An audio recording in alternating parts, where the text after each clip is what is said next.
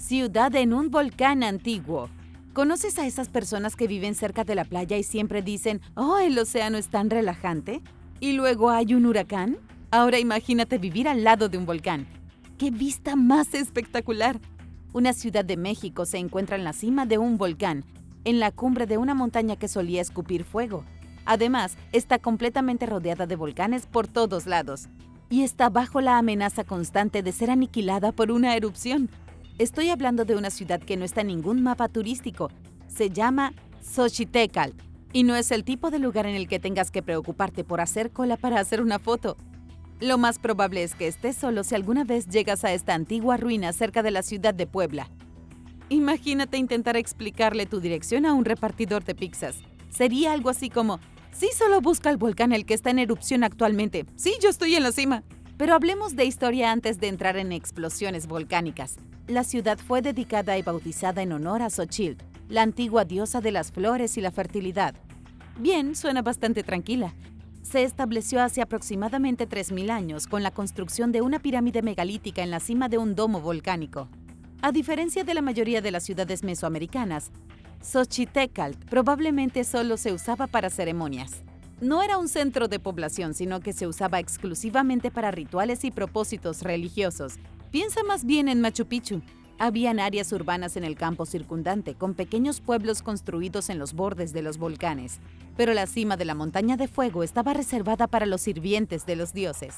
Primero se levantó la pirámide de las flores. Luego vino el edificio espiral y el edificio de la serpiente. Desde el año 550 a.C. hasta el año 400 a.C. se agregaron más monolitos y estructuras al volcán. Xochitecalt se convirtió en el centro religioso de un poderoso cacicazgo, pero no puedo decirte exactamente su nombre. El problema es que nadie sabe qué cultura construyó este lugar ni qué le sucedió. Es posible que los misteriosos Olmeca Jicalanca fueran los responsables, pero eso es solo una suposición. Esa cultura vivió en la región, pero los historiadores desconocen sus orígenes. Aparte de los mayas y los aztecas, las otras culturas que habitaron México son en gran medida un misterio irresoluble para los expertos. Siempre con los misterios. ¡Quiero respuestas! Cuando el volcán sobre el que se asienta Xochitecalt entró en erupción en el año 150, la ciudad fue abandonada sin importar quién la construyó.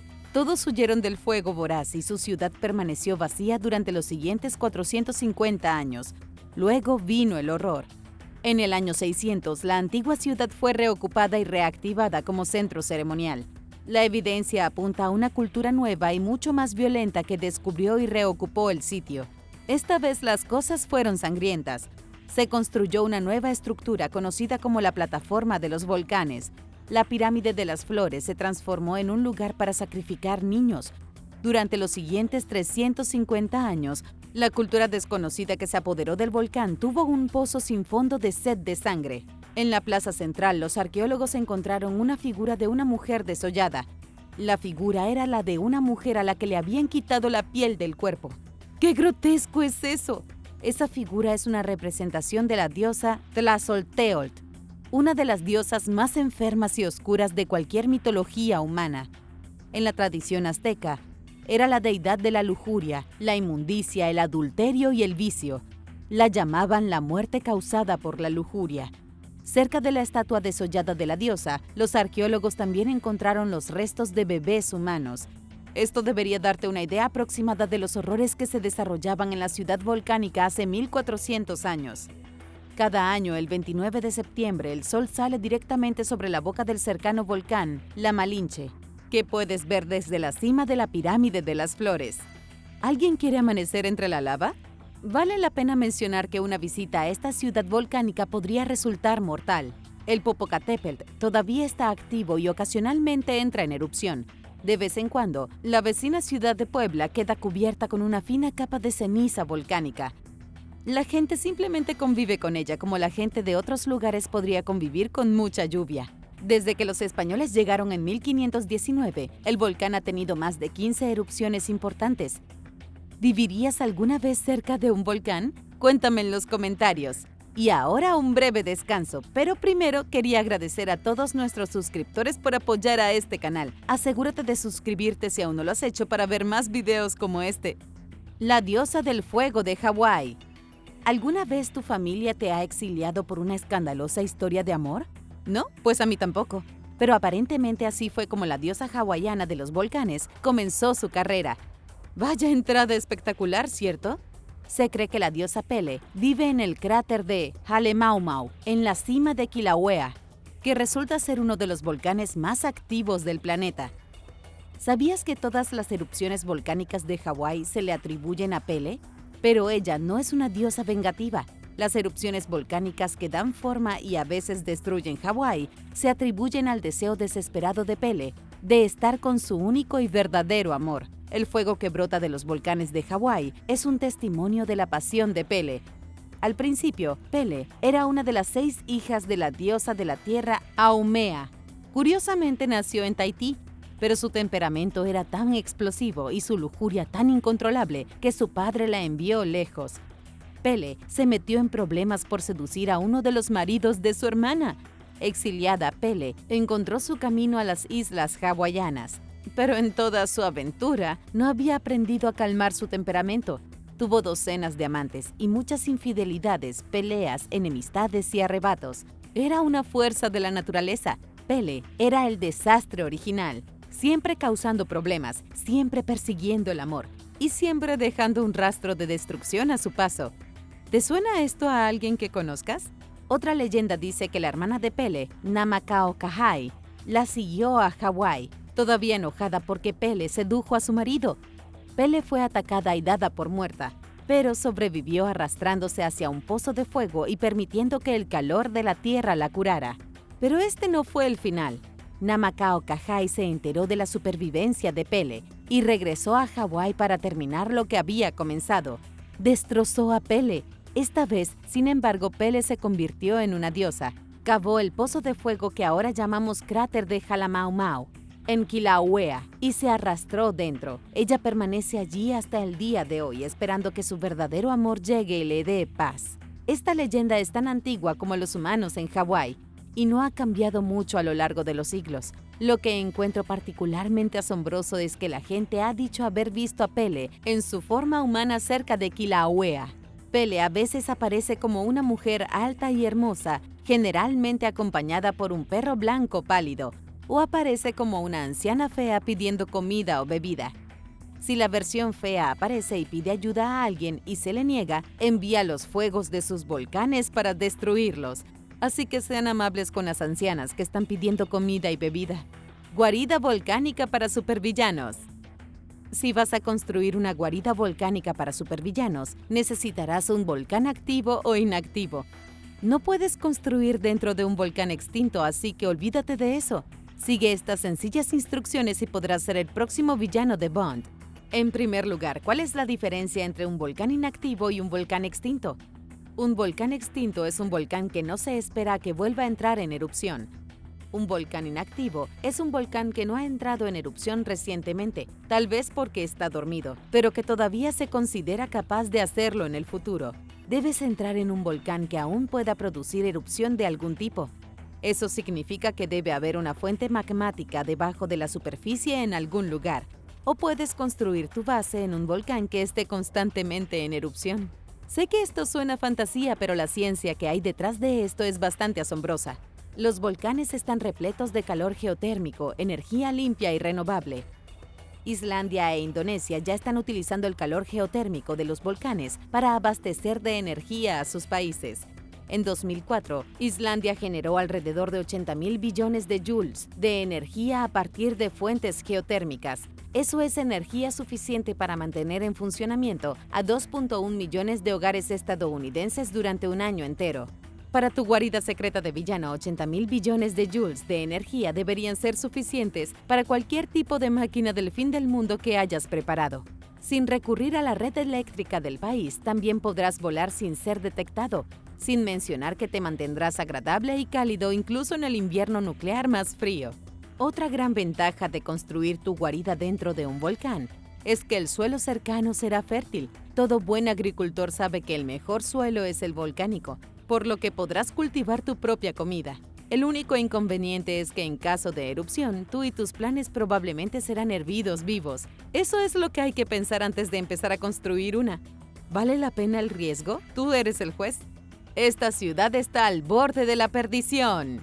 Hace 230 años, una ciudad japonesa se convirtió en una auténtica Pompeya, pero con muchos más supervivientes que claramente no temían la segunda ronda. La mitad de la población murió en uno de los peores desastres volcánicos de la historia. ¿Puedes adivinar qué hicieron los residentes a continuación? Después de la erupción de 1785, los residentes supervivientes de Aogashima se pusieron a reconstruir lo que habían perdido. Siguen viviendo junto al volcán activo en este momento a pesar de saber que está activo y que volverá a entrar en erupción. Y cuando esto suceda, Aogashima se enfrentará una vez más a una tragedia sin precedentes. ¿Te parece una locura? ¿No te parece que cada persona de la ciudad camina por la cuerda floja todos los días? ¿Podrías vivir aquí? A los residentes parece no importarles. Aogashima es el nombre de la ciudad y de la isla en la que se encuentra. Es pequeña y está situada en el océano a unos 322 kilómetros al sur de Tokio. Desde arriba se puede ver claramente que la isla es la boca del volcán. Los habitantes están dentro de la caldera, viviendo en el cuenco mismo. Esta ciudad es básicamente Mordor, pero con mejor Wi-Fi. Uno de los residentes de Aogashima es Masanobu Yoshida. Es un empleado del gobierno que ha vivido en la isla durante más de 15 años. Cuando se le preguntó cómo se siente vivir en constante peligro, Yoshida respondió que intenta no pasar mucho tiempo preocupándose por eso. Él cree que las probabilidades están a su favor. Dijo que nadie puede vencer a la naturaleza y por eso, en lugar de pensar en las posibilidades, Yoshida se concentra en su vida pacífica en lo que es un paraíso muy real. Porque, ¿qué es una pequeña erupción volcánica entre amigos, cierto? Es peligroso, claro, pero Aogashima también es el sueño hecho realidad para todo amante de la naturaleza. Se puede hacer senderismo, acampar y nadar entre aguas cristalinas. Es cálido, hay aguas termales y la energía geotérmica es una gran ventaja. Puedes ir a los saunas naturales para descansar un poco e incluso cocinar el almuerzo colocándolo en uno de los respiradores de vapor. Es un paraíso con un toque potencial de fatalidad. ¿Crees que es un buen sitio para vivir? Antiguo dios tribal de los volcanes. Dios no es quien creen que es. A todos nos han mentido durante más de 3000 años. Jesús es aparentemente el hijo de un dios volcánico. Eso es un sermón que no se escucha todos los domingos. Probablemente conozcas la narrativa clásica, un solo Dios, el creador principal, el rey supremo. Pero este monoteísmo, la creencia en un solo Dios, no siempre fue la norma. En la antigüedad, el mundo estaba repleto de deidades. Nuestra historia comienza con Yahvé, una figura poderosa adorada por una pequeña tribu alrededor del año 1200 a.C.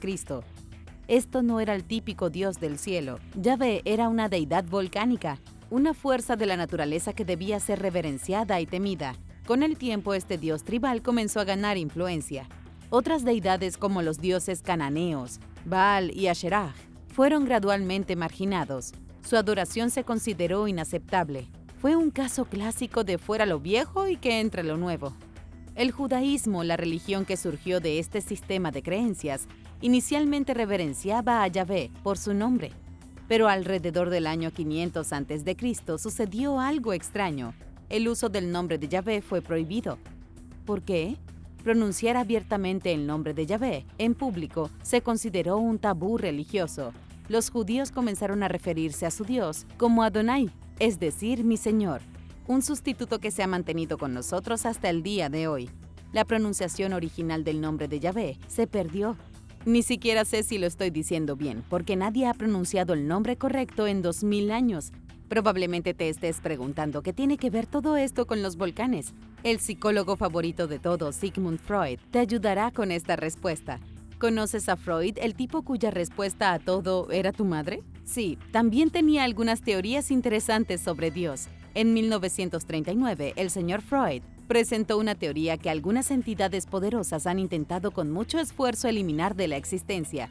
Sigmund Freud dijo que el Antiguo Testamento trataba sobre 4 deidades principales que luchaban por el control de una religión recién formada. Estaba Ra, el dios del sol de Heliópolis en Egipto. Estaba Atón, el dios del sol creado por el faraón loco Akenatón. Estaba El, el dios de la montaña cananea, y el cuarto contendiente era Yahvé, un dios cananeo de los volcanes. Lo que estoy a punto de contarte es extremadamente controvertido, pero también lo es todo lo que Sigmund Freud dijo alguna vez, y se suponía que era uno de los mejores psicólogos de todos los tiempos. Sigmund Freud dijo que las tribus judías, que luego se convirtieron en el pueblo de Israel, aceptaron una nueva religión, pero no sucedió como dice la Biblia. En la Biblia, las tribus judías aceptaron a Yahvé como su Dios al pie de una montaña en la península de Sinaí. Hicieron su pacto con Moisés como su líder. Sigmund Freud, en cambio, dijo que el verdadero pacto tuvo lugar en Maribat Cades, un oasis al sur de Palestina. Las tribus judías asumieron la adoración de un dios llamado Yahvé, de una tribu árabe de madianitas. Y Yahvé era un dios volcánico. ¿Sabes dónde no hay volcanes? No hay volcanes en Egipto, pero hay algunos volcanes antiguos a lo largo de la frontera occidental de Arabia. Es probable que aquí fuera donde los pueblos antiguos creían que vivía Yahvé. Pensaban que el dios habitaba dentro de los volcanes. Freud no fue la única persona que apoyó esta teoría. En 2003, el profesor de Cambridge, Colin Humphrey, estuvo de acuerdo e incluso agregó algunos puntos nuevos. Humphrey sostuvo que en la Biblia, cuando Moisés habla de una zarza ardiente, en realidad está hablando de un volcán activo. Éxodo 19:18 dice que la zarza ardiente se estremeció y echó fuego y humo. Humphrey cree que la llamada zarza ardiente era el Monte Verd en Arabia Saudita y que era el lugar exacto donde comenzó el judaísmo tal como lo conocemos hoy, y por extensión también el cristianismo. ¿Es posible que todos hayan estado interpretando mal la Biblia durante todos estos años? ¿Es el Dios cristiano una deidad volcánica de una tribu árabe? ¿Qué piensas sobre esto? Cuéntame en los comentarios. La pirámide antediluviana. Hay una antigua ruina en Asia que es tan controvertida que algunos científicos ni siquiera hablan de ella. Así que aquí estoy yo para eso. Nadie puede ponerse de acuerdo sobre si la ruina es una ciudad olvidada o si es solo un volcán. En el idioma local de Java Occidental, Indonesia, Gunung Padang significa montaña de la iluminación. La montaña se parece sospechosamente a una pirámide cubierta de vegetación. No puedes mirar el sitio desde ningún ángulo sin verlo. Si bien Gunung Padang es antiguo, muy antiguo, en 2003, los arqueólogos publicaron un artículo que afirmaba que Gunung Padang se construyó hace 9.000 años. Los científicos afirmaron que algunas partes tienen hasta 25.000 años. También dijeron que debajo de la superficie de la montaña hay cámaras ocultas que aún no se han revelado. La evidencia apunta a una civilización olvidada que talló una pirámide en el volcán. No es solo la forma en la que ha convencido a algunos académicos, es el hecho de que la superficie está cubierta de cientos de rocas con forma de pilares. Gunung Padang está plagado de lo que parece ser los pedazos rotos de una estructura monumental. Hay otras evidencias enterradas en el suelo. El Centro Nacional de Investigación Arqueológica de Indonesia ha encontrado fragmentos de cerámica en el sitio. Los fragmentos de cerámica tienen solo unos 2.000 años, pero al menos prueban que hubo gente aquí en tiempos antiguos. Hay algo en Gunung Padang que solo alguien obsesionado con los sitios antiguos notaría. El volcán está dividido en una serie de terrazas que recuerdan a Machu Picchu. La pirámide no es puntiaguda como podría esperarse. Parece casi mesoamericana.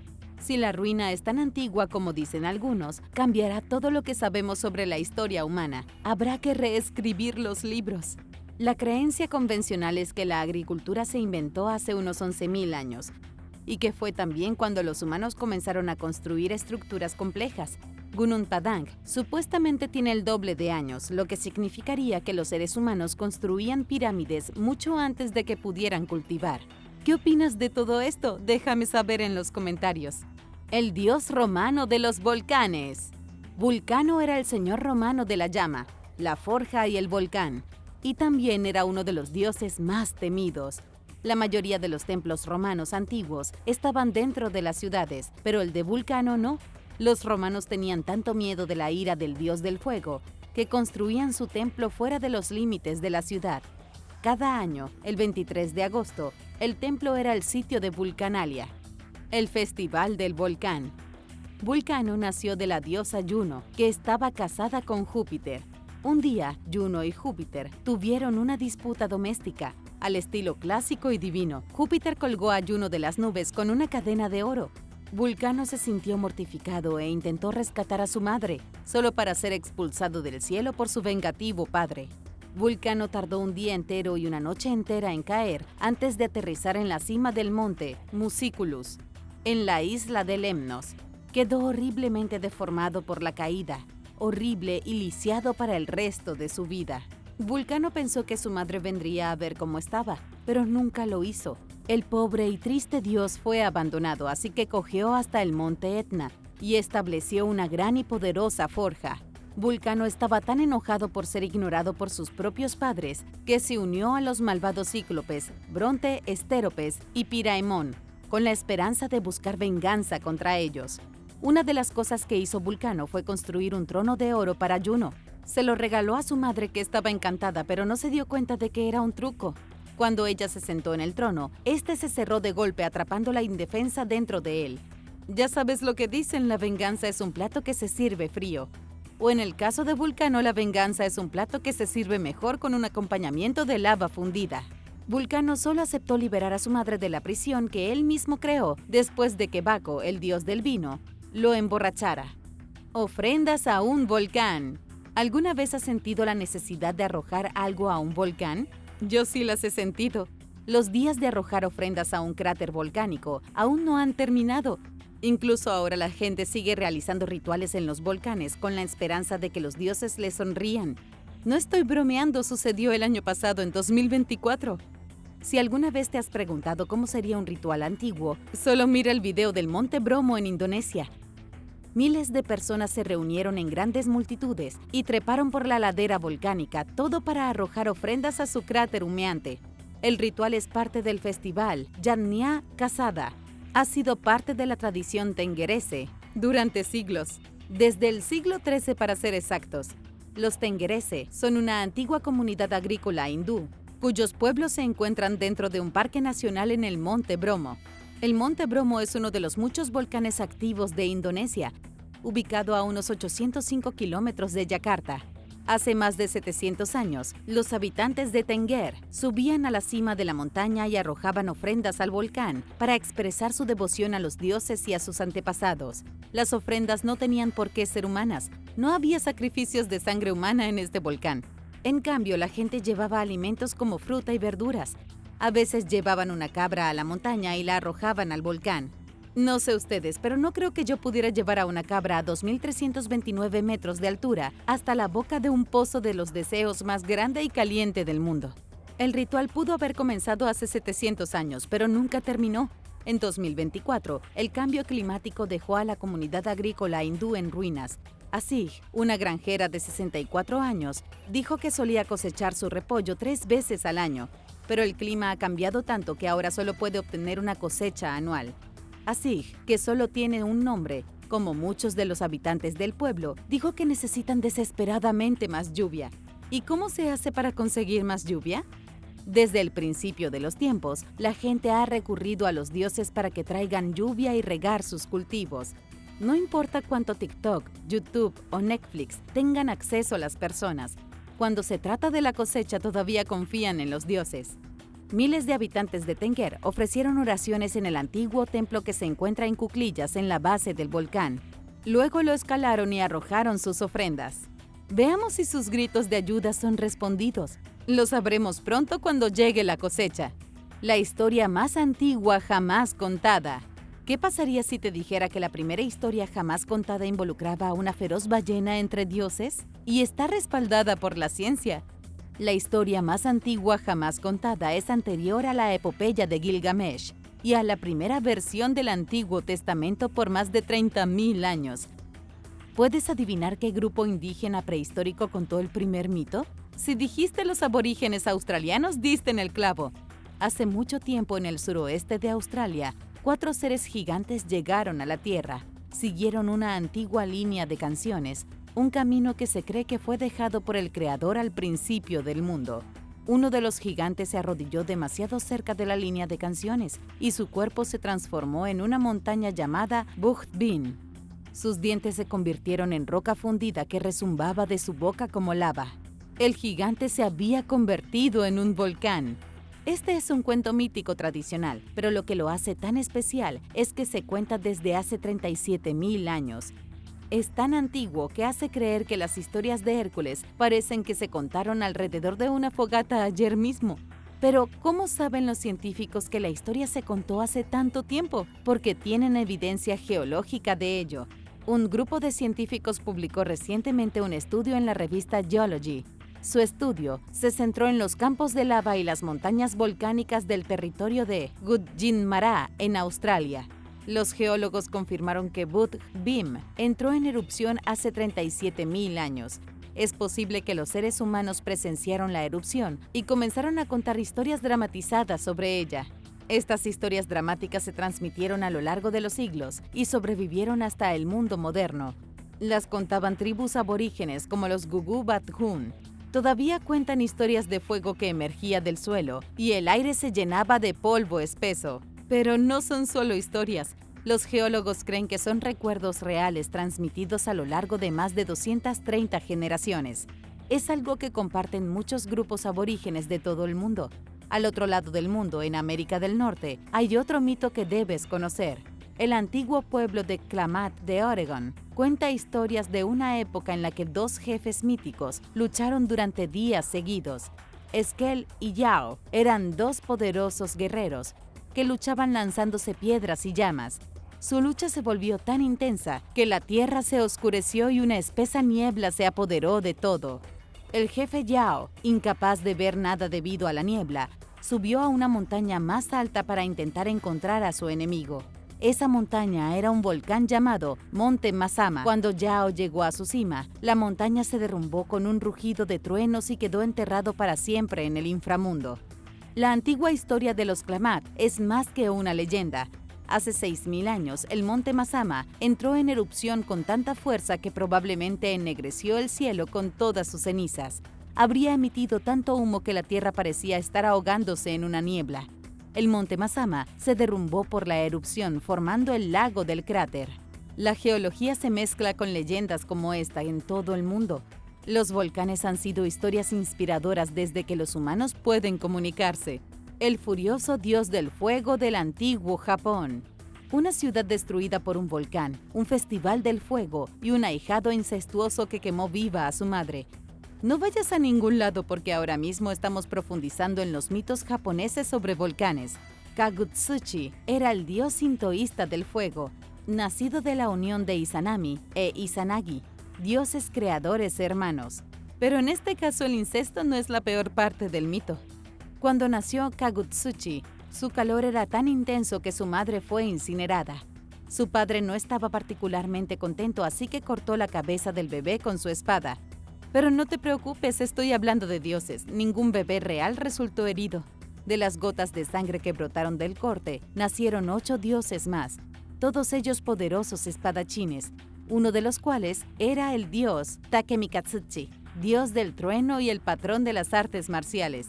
Él fue el dios que sometió a Namazu, el bagre que supuestamente vive debajo de Japón y causa terremotos al agitar su cola.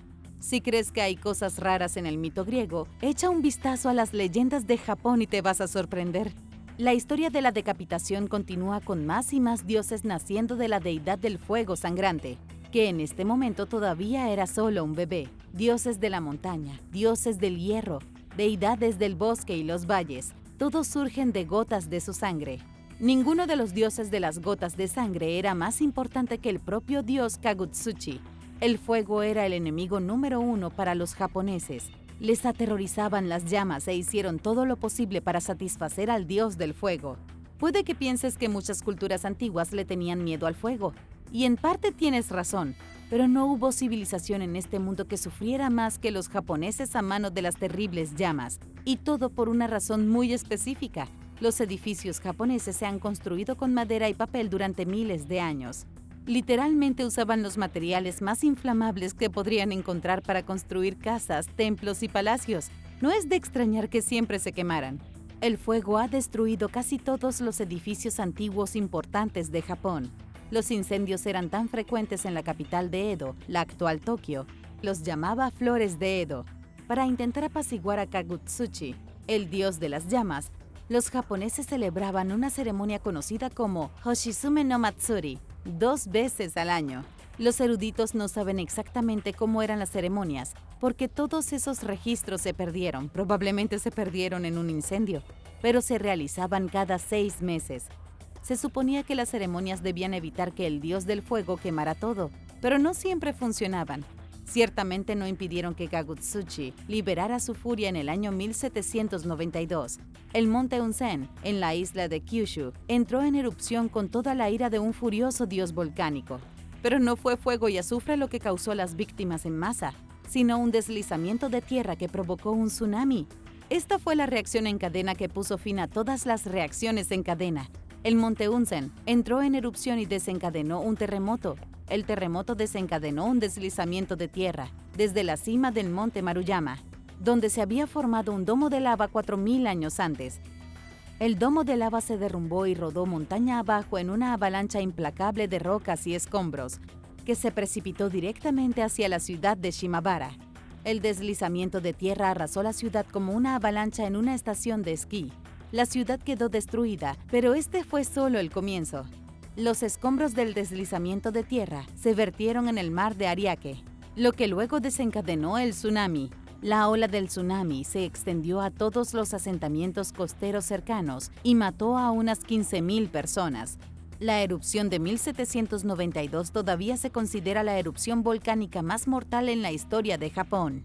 No hubo muchas ceremonias de fuego que pudieran haber detenido este acto de destrucción natural. El Ragnarok de la vida real. Los vikingos, dueños de los mares, conquistadores de reinos y, sorprendentemente aterrorizados por las rabietas de la madre naturaleza, en el año 934, una erupción volcánica hizo que los vikingos pensaran que el mundo se había acabado. ¿Recuerdas que antes te dije que no habían volcanes en Egipto? Lo mismo puede decirse de Escandinavia. La patria vikinga no tiene actividad volcánica en absoluto. Además, gracias a toda la nieve y el agua dulce, no vivían con el miedo de que sus aldeas se incendiaran como el antiguo Japón. Las cosas cambiaron cuando los vikingos llegaron a Islandia en el siglo IX.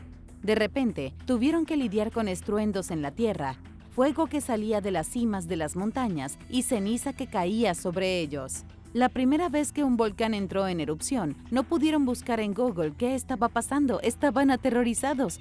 Cuando una de las mayores erupciones volcánicas de la historia de la humanidad golpeó Islandia en 934, los vikingos recién llegados pensaron que se había desatado el Ragnarok.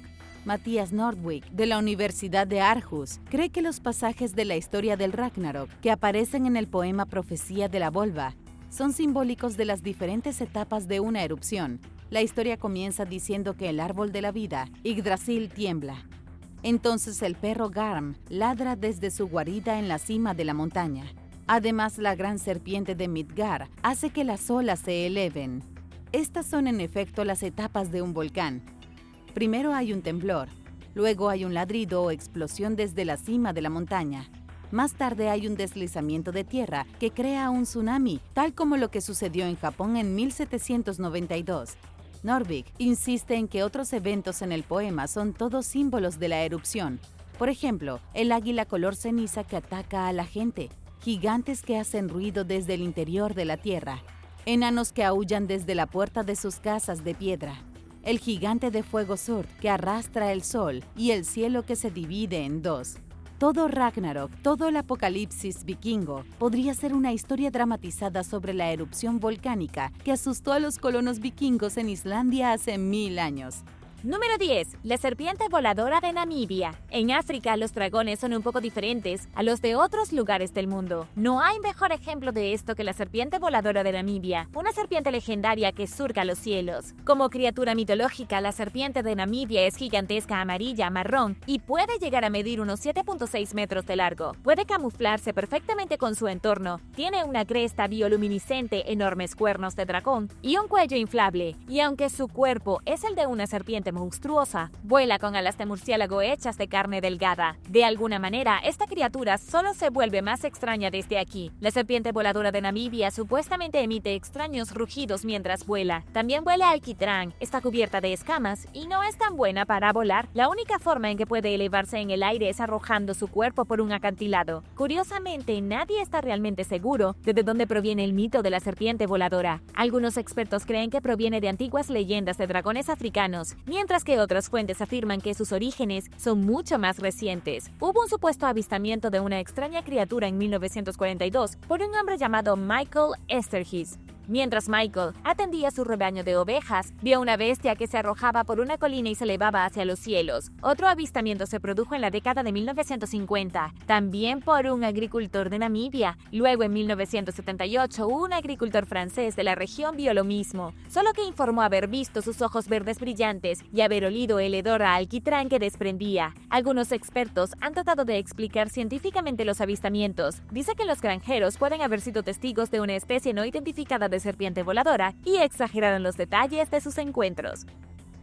Número 9. Tejujawa. El pueblo guaraní ha estado viviendo en América del Sur, principalmente en Paraguay, durante miles de años. Los guaraníes son tan antiguos que sus mitos y leyendas nunca fueron escritos y ni siquiera tenían su propia lengua escrita hasta hace unos años. Por esta razón, cada historia, cada dios y cada criatura horrible se ha transmitido solo de boca en boca, como una especie de juego telefónico histórico. Cuando las historias son contadas por diferentes hablantes, tienden a cambiar ligeramente. Imagina que pasando de generación en generación, las cosas definitivamente comenzarían a volverse un poco borrosas. La mayoría de los estudiosos dicen que, independientemente de lo que alguna vez fueron los mitos originales de los guaraníes, han cambiado significativamente. Esto es lo que sabemos sobre el mito de la creación a partir de las historias de estos pueblos antiguos. Tupa, el dios supremo de toda la vida y la creación, fue ayudado por la diosa de la luna, Arasi, para construir los océanos, los bosques y todos los animales del planeta. También trabajaron juntos para colocar las estrellas en sus lugares en el cielo. Lo último que creó Tupa fueron los seres humanos. Supuestamente elaboró estatuas de arcilla de hombres y mujeres y les dio vida. Al estilo típico de los mitos antiguos, también creó monstruos. Uno de los monstruos más aterradores fue Tejujawa, el hijo de un espíritu maligno llamado Tau. En los mitos guaraníes, Tau era como el demonio cristiano. Se decía que era una personificación del mal mismo, la verdadera figura satánica. Por las malas acciones de Tau, fue maldecido de que sus descendientes serían deformes y monstruosos. Pero cuando su amante Kerana dio a luz a Tejujawa, el primer hijo de Tau, el niño era una monstruosidad horrible. Era un lagarto gigante de 7 cabezas de perro, junto con ojos que podían disparar fuego. A pesar de que era muy temible, sus cabezas gigantes dificultaban el movimiento. Sin embargo, seguía siendo un enemigo imposible porque nadie podía acercarse a él, mientras sus ojos lanzaban llamas continuamente.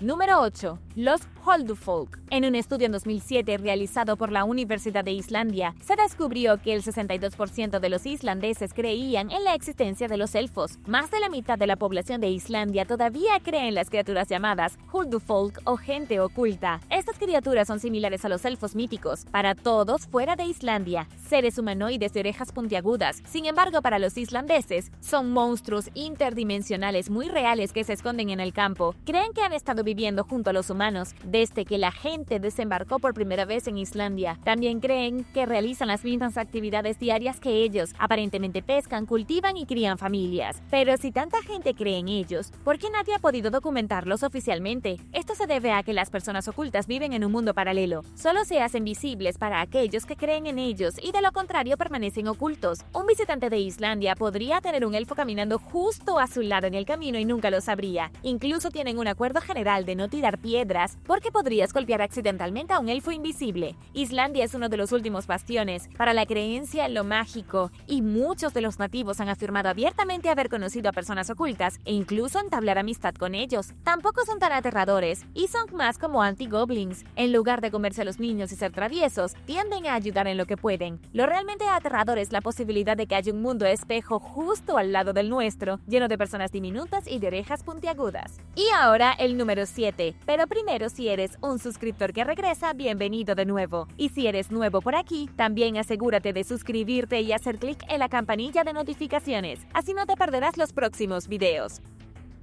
Número 7. El maero. El maero en Nueva Zelanda es similar al pie grande de América del Norte o al yeti de las montañas del Himalaya. Sus raíces están profundamente arraigadas en el folclore y la leyenda maorí, e incluso puede haber sido la inspiración original para el aterrador Sasquatch. Se cree que este es el caso porque las historias de maero casi con certeza son anteriores a las de cualquier monstruo peludo que se encuentra en América del Norte. Pero ¿cómo es esta criatura de Nueva Zelanda? Al igual que pie grande, es más grande y más fuerte que el humano promedio y está cubierto de una gruesa capa de pelaje negro. El maero también es conocido por sus tendencias violentas. Se dice que empuña un garrote de piedra y golpea en la cabeza al ocasional viajero perdido. Supuestamente la criatura también tiene uñas extremadamente largas como ganchos para carne, que usa para separar a los humanos desafortunados y a cualquier otro animal que se interponga en su camino. Hay una teoría interesante que afirma que los maero alguna vez fueron animales muy reales. Las leyendas maoríes se dice que los antepasados antiguos siempre han estado en guerra con estos humanoides peludos. Algunas historias dicen que estos grupos incluso se cruzaron entre sí, creando horribles abominaciones en la naturaleza. Los científicos creen que maero podría haber sido un homínido primitivo, posiblemente uno que no se extinguió hasta la era moderna. Esta criatura puede haber sido más un primate que los humanos prehistóricos, y los maoríes de Nueva Zelanda pueden haber estado aterrorizados por ella. También existe la posibilidad de que los maoríes cazaran uno de los últimos ancestros primitivos de la humanidad hasta la extinción. Número 6. El Baba Yaga. En el folclore eslavo, Baba Yaga es absolutamente lo peor que podrías encontrar. Algunas fábulas la muestran actuando como un espíritu del bosque, pero en la mayoría de ellas es una bruja horrible y una hechicera horrible que se aprovecha de los niños cuando se adentran demasiado en el bosque. Las historias de Baba Yaga son tan numerosas que es imposible rastrear la original. Su legado proviene de muchas fuentes diferentes de Europa del Este, ya que fue una figura básica entre los diferentes grupos culturales. Dependiendo de quién le pregunte y quien cuente la historia, Baba Yaga es un personaje totalmente diferente. Sin embargo, en la mayoría de los casos, las características y principios de la criatura son los mismos. Baba Yaga está obsesionada con la cortesía, los modales y la pureza de espíritu. Ella puede ser una guía para un héroe en su viaje siempre que sea incorruptible, respetuoso y sincero. Por otro lado, si un héroe hace una pregunta incorrecta o se comporta de manera inapropiada, será atormentado por Baba Yaga y sus poderes mágicos. La versión más popular de Baba Yaga es la de Rusia. El folclore ruso la tiene volando por el aire, en un gran mortero de piedra y usando la mano del mortero para dirigir. Ella vive en el bosque, en una cabaña de troncos que se mueve de un lugar a otro sobre las patas de pollo que bailan. La cerca que rodea su casa supuestamente está hecha de huesos humanos, y buscar su ayuda en una búsqueda es una gran apuesta. Es tan probable que Baba Yaga ayude a alguien que lo necesite como que lo secuestre y se lo coma. Es tremendamente impredecible y difícil de rastrear, ya que su casa puede moverse por sí sola. Número 5. Camazotz. De todas las deidades y monstruos del folclore maya, Camazotz es uno de los más aterradores. Una de las mejores representaciones de Camazotz se encuentra en el museo junto al Templo Mayor, en el centro de la Ciudad de México. Hay una gran estatua en exhibición de Camazotz en todo su inquietante esplendor, un enorme híbrido hombre murciélago cuyo nombre se traduce como murciélago de la muerte. En la mitología maya, Camazotz es un murciélago antropomorfizado. Para las antiguas tribus zapotecas de Oaxaca, hace 2000 años, los murciélagos representaban la oscuridad, la muerte definitiva y el sacrificio. Esto se debió casi con certeza a que se habrían encontrado murciélagos en las profundidades de cuevas espeluznantes y en el fondo de los sumideros. Tanto las cuevas como los sumideros o cenotes eran vistos como portales al inframundo en ese entonces. Habría sido una experiencia casi religiosa ver a los murciélagos salir de las puertas del infierno todas las noches y luego beber la sangre de otros animales. De este extraño fenómeno nació Camazotz. No está claro exactamente cuál era el propósito de Camazotz, aparte de dominar la oscuridad de la noche. Por lo general, se lo ve en las obras de arte maya sosteniendo una espada de sacrificio en una mano y el corazón palpitante de una víctima de sacrificio en la otra. Cuando se trataba de violencia y muerte, el dios murciélago era generalmente el que los mayas buscaban como guía.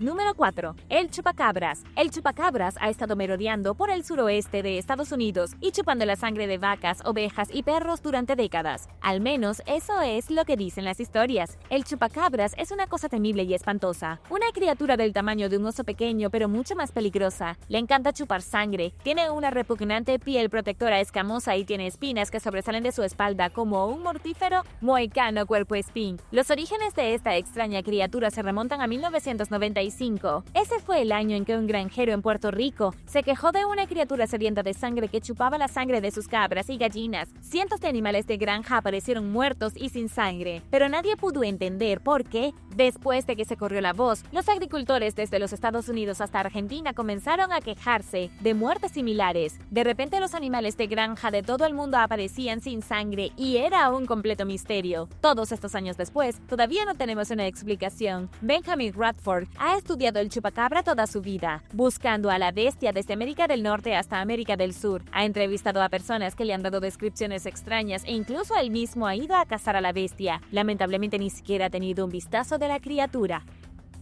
Número 3. El bonacón. En la Europa medieval, los bestiarios estaban de moda. Estos eran manuscritos llenos de extrañas y curiosas imágenes de animales, tanto reales como imaginarios. Dado que los europeos medievales no tenían exactamente acceso a National Geographic, muchas personas tenían dificultades para diferenciar la realidad de la ficción. Después de todo, para alguien que nunca antes ha visto un elefante o un unicornio, ¿quién puede decir cuál parece más escandaloso? ¿Un caballo con un cuerno o un gigantesco monstruo gris con colmillos y una gran trompa flexible? Muchos de los animales míticos que aún existen hoy en día fueron representados en estos manuscritos antiguos. Una de las criaturas completamente extrañas ha sido casi olvidada y se llama bonacón. El bonacón se muestra en los textos medievales con el aspecto de un toro, pero con una crin como un caballo y cuernos como una cabra. Su característica principal era que podía expulsar estiércol por detrás. Podía expulsar heces como la chica poseída del exorcista expulsa vómito. Además, su estiércol era como lava y quemaba todo lo que tocaba. Era esencialmente un toro que podía disparar heces fundidas a cazadores desprevenidos.